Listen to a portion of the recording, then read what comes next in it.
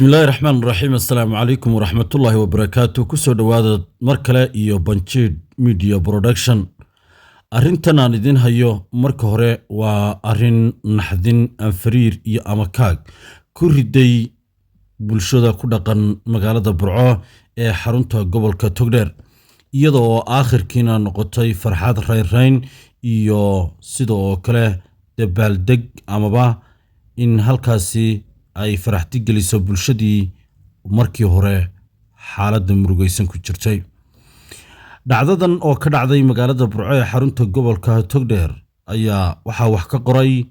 askarigii ay ku dhacday dhacdadani oo kamid ah ciidanka debdemiska ee booliska Somaliland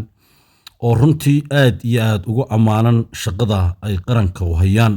oo ah shaqo badbaado laakiinse marka hore ay tahay mid iyaga laftigoodu ay dhibaatooyin xoogan kala kulmaan una baahan in bulshadu ay la shaqayso hoosna ay u eegto kuna mahadiso maadaama uu Ilaahay yiri dadka u mahadnaqin Ilaahayna uma mahadnaqan waxaynu haddaba soo qaadanaynaa dhacdadan oo aad iigu xanuun badnayd ayuu yiri wiilka qoray waxay dhacday 29kii bishan 11aad ee sanadkan sii galbanaya ee 2023 isagoo qoraalka bilaabay waxa uu yiri shalay abaara 10kii subaxnimo anigoo ku guda jira hawl maalmeedkayga shaqada ayaa qaybta isgaarsiinta ICT-ga ama xafiiska hogaaminta ciidanka debdemiska Somaliland ee gobolka Togdheer magaalada Burco lagu soo wargeliyay ilmo yar oo la yiraahdo Amiira Cabdi Ciise da'deeduna ay tahay 11 bilood ay inay ku dhacday suuli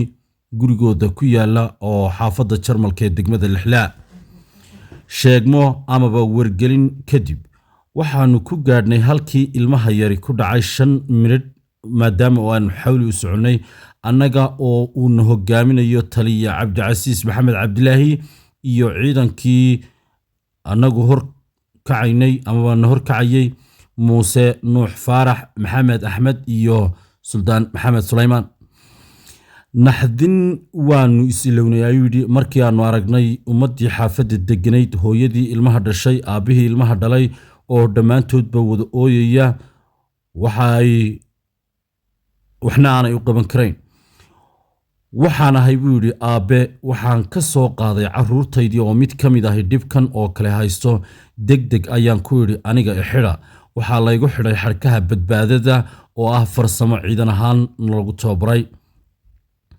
waxa socotaba 3 minute gudahood ayaan ku tagay halkii ilmaha yar yaalay oo ahayd sagxadda ugu hooseysa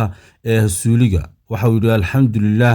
alle waa nagu soo guuleeyay in aanu iyadiyo caafimaad qabta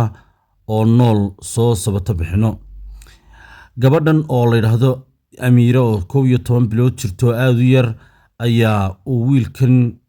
askariga ah soo sabata bixiyay qoraalkiisa waxa uu ku yiri Amiira ayaan badan saaka waxa la igu keenay hoyga aan ka deganahay magaalada Burco waxa uu yiri alxamdulillah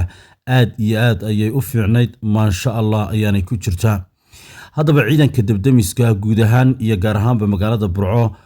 waxaan waalidiinta ku wargelinaynaa bay yiraahdeen in aanay caruurtooda yaryar kaga tagin guryaha kana ilaaliyaan suuliyada breesooyinka leydhka sidoo kale girgirayaasha unsiga ee qolka lagu unsiyo iyo leetarada amaba kabriidada iyo wixii lamida haddaba waxay had iyo habeenba ciidanka debdemiska ee Somaliland meel kasta oo ay joogaan heegan ay u yihiin in ay markasta u gurmadaan meel kasta oo dhibaato ka jirto kuma koobno oo kaliya dab laakiinse oo laga baqtiyo dadka xataa xayawaanka oo aynu ognahay kana marxaatinahay qaybihiisa kala duwan hadii ay tahay xoolaha aynu dhaqano oo dhibaato la soo daristo ilaa bisadaha hadii ay tahay oo ah dad la joogta waxaynu ka marxaatinaa markaa 99 eber